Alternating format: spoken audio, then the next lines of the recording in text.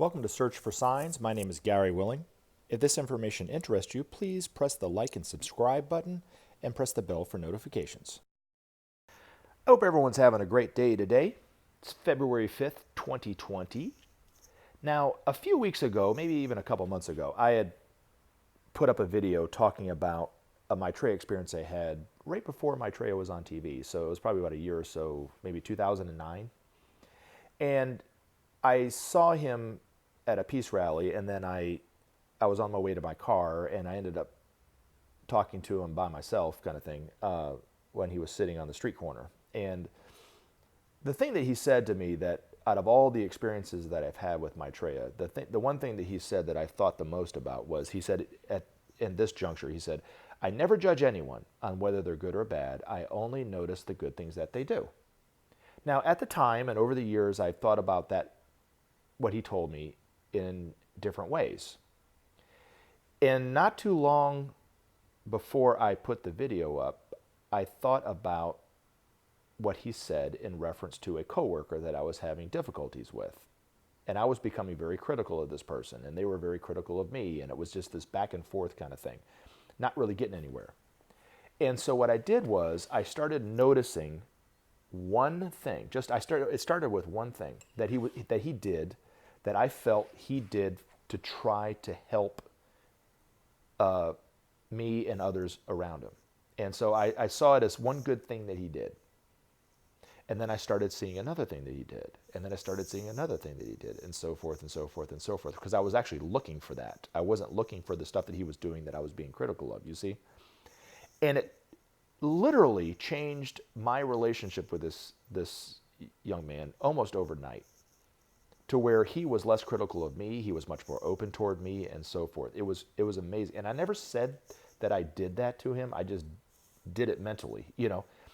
And how I do think that what Maitreya said was, for all of us, the first step to loving unconditionally and universally toward others.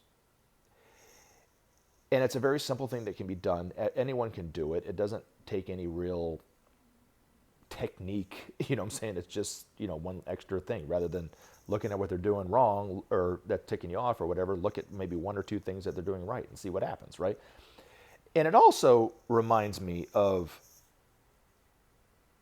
a Maitreya experience that, not a Maitreya experience, excuse me, a Master of Jesus experience that a friend and coworker of mine had years and years ago, when she found herself on a plane sitting next to the master, who was Jesus. And she was complaining about the then President George W. Bush, talking about how dumb he was and so forth. She was very critical of him, right?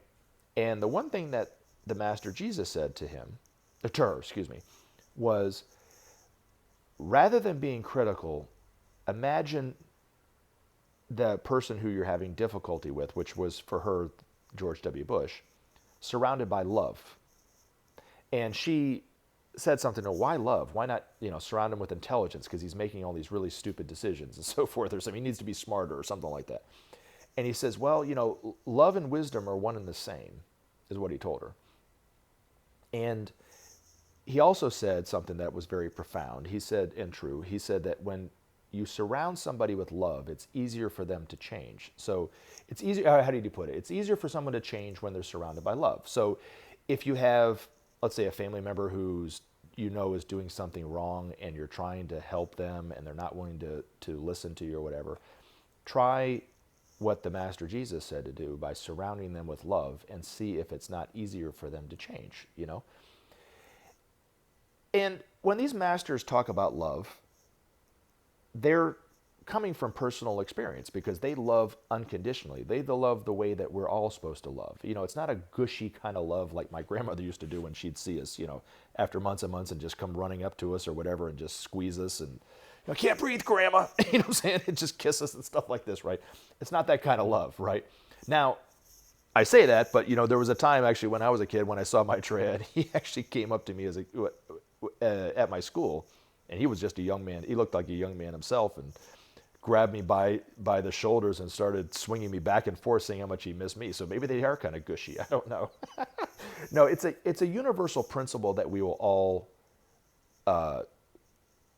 be, and it comes from the fact that we will start to see ourselves as one. And along the way, the masters like the master Kuthumi, that's one of his jobs, is to help open the hearts of humanity, right? All of us, universally. Can you imagine, billions of people with their hearts wide open, countries that love one another unconditionally, the way that these masters love us, and the way that a true parent would love their child, and so forth. I can't imagine the way the world would look like that, right? But it's all going to come from the fact that we are going to start seeing ourselves as one family. That's what Maitreya's main teaching is going to be. And then within that, all the universal laws, like the law of karma and everything like this, will start to live within those laws a lot better than we're living today. Now, looking at things politically, of course, we're very divisive, right? Well, just because I've been kind of harping on Trump over the past few weeks doesn't mean that I don't see what, how the Democrats are, and the problems that they're causing, right? But even I was watching Chris Matthews, who's a very liberal commentator on MSNBC. And he was even talking about Bernie Sanders and how he's socialist and he's this, that, and the other. And when Maitreya talks about sharing, he's not talking about socialism the way that people think. He's talking about us seeing us as one family. So this next part of this video, I'm going to read one of Benjamin Creme's master's articles talking about this, is about the oneness of humanity and how sharing will play a very, very key and important role into us seeing ourselves as one. So this article was published in Share International in July-August issue of Share International in 2008. It's entitled The Oneness of Humanity. The time is soon coming when men will see for themselves that the direction on which they are now embarked is false, fruitless for their future happiness, and doomed to failure. Seeing this, they will pose the questions. Why this emptiness? Why do we fail to achieve the peace we seek? Where have we gone wrong? Turning then to Maitreya, they will evaluate his words, testing them for the relevance to their plight. They will find that central to Maitreya's thought is the concept of oneness. Men must, he will, assure them, see themselves as one, each part of a united whole, the human family, and that all they do must reflect that oneness. The present failure to appreciate this reality, he will contend, is responsible for all of our difficulties and troubles, our disharmony and fears, our conflicts and wars. Quote, see your brother as yourself, unquote, says Maitreya. Create an international storehouse for which all can take. Only thus, by sharing, can the world be renewed, is his teaching. Only by sharing, he will affirm, will men find the happiness they seek. Sharing alone will bring justice and peace. Thus will Maitreya guide the thoughts of men towards the truth that he brings and is. Thus will Maitreya show men the errors and the solution to their dilemma. And thus will men take stock of their situation, and in growing numbers realize the truth of his advice. More and more men will see that Maitreya's guidance is the only way to achieve the happiness and peace all inwardly crave. Held back by fear until then, they will find in his simple teaching the answer to all their fears and woes. Naturally, not all will find in Maitreya the guide they seek. Many indeed will find in his teachings all that they fear and hate.